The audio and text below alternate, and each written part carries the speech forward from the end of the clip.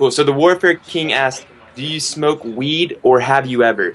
And so I've never smoked weed. I don't ever plan on smoking weed. It's something, I've been around at different parties and things. I've had opportunities to, but it's not my thing. Got like I've no judgment towards anyone who does, but it's not for me. Same thing. Same for me. I never have. I don't plan on it. I don't judge anyone who does. Same exact answer, literally. um, next question is from Boop Shubu Loop 1. And the question for both of you, do any of your friends have dreads? Not anybody that's around me. So I'll answer it as I go. I just ask because none of my friends ever have long hair, and it would be better if one of them did, or at least had long hair. So what I'm saying is, do you ever get the outcast feeling? No one I know supports my dread decision, which I kind of expected. Just wondering, kind of like birds of a feather flock together kind of thing. There's no birds with dreads where I'm from. At least no white ones.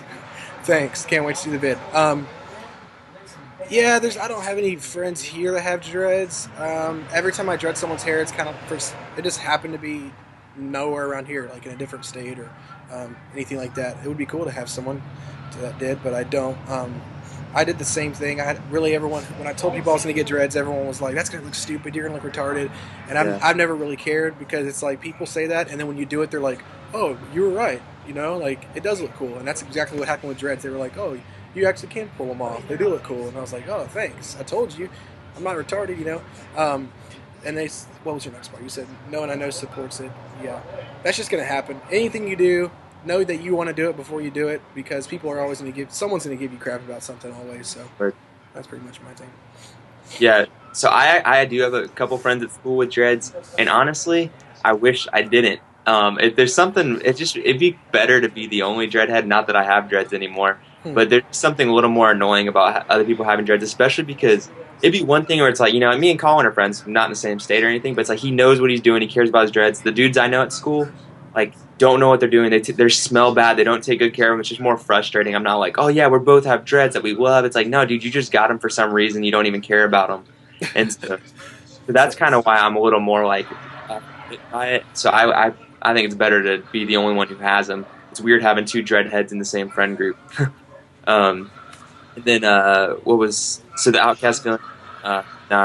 Not really, because when you get dreads, you're going to stand out. So it's not really outcast. It's more like a geek. Yeah. And what was the? Oh, and as far as people not supporting, like, it's weird because usually your closest friends are the ones who not support stuff. Hey, hold on. You cut out. 1 second. You there? Okay. Yeah. Okay, say it again. So, like, your close friends are usually the first ones to not support you. Like, if you try to look like, some article of clothing you don't normally wear, so like a different, I don't know, like, your friends are always the first.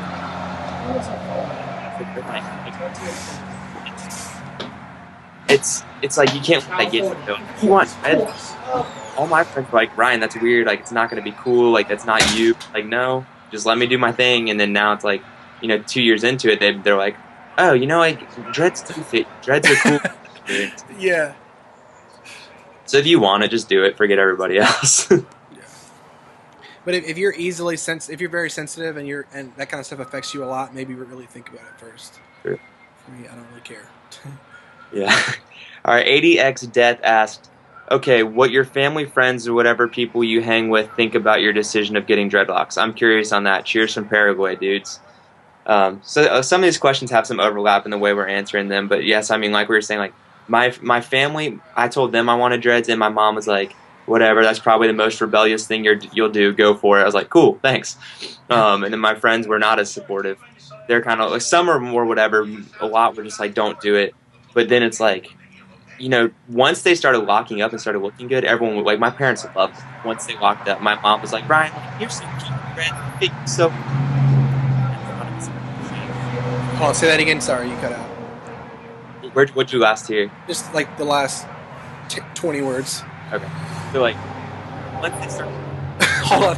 It literally immediately started again. Okay, can I hear you say something? Hey. Okay, go ahead. Okay.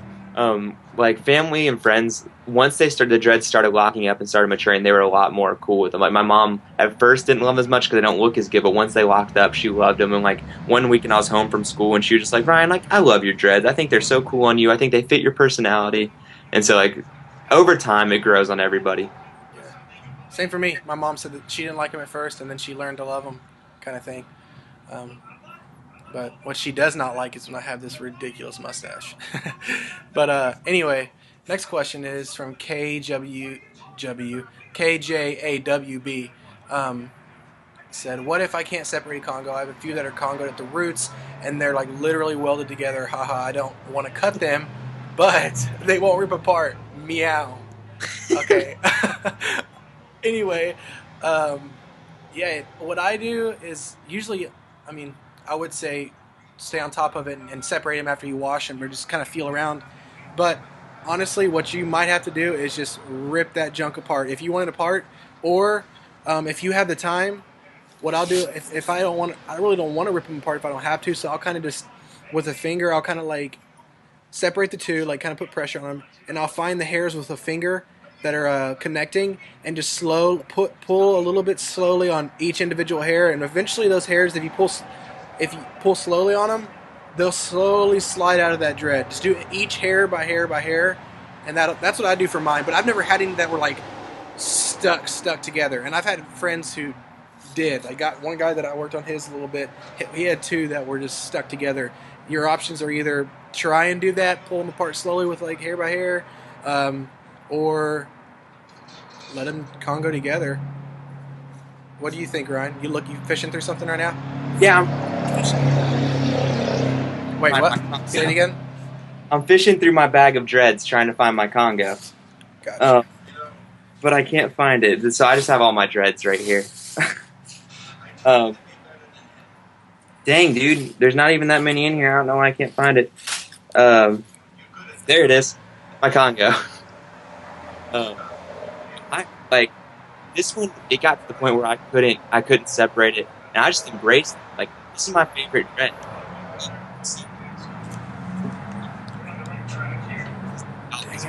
Cutting out a little bit. Say that again. Okay, so this one like got to the point where I couldn't stop it, so I just let it happen. Like I really liked it. It was fun. So like, I mean, I wouldn't want a whole head of Congos. I'm really cautious about, but if you got one or two, like, dude, they're sweet. This is my favorite dread. It was the first one I cut off, and I cut. So I don't know. Embrace it. That's cool. Yeah. Bag of dreads.